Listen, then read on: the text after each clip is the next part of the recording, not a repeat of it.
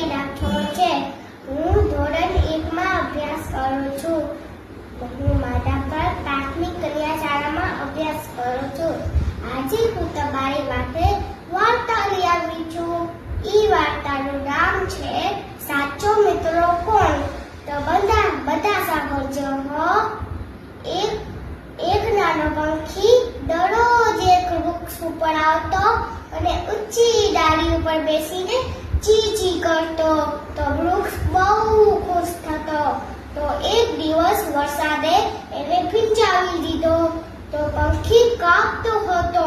તો વૃક્ષે એની ડાળીઓથી એને છાંયો આપ્યો.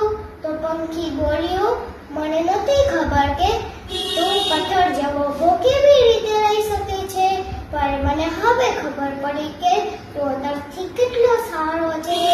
તો બાળકો, આ વાર્તા બાકી આપણે શું શીખવા મળી?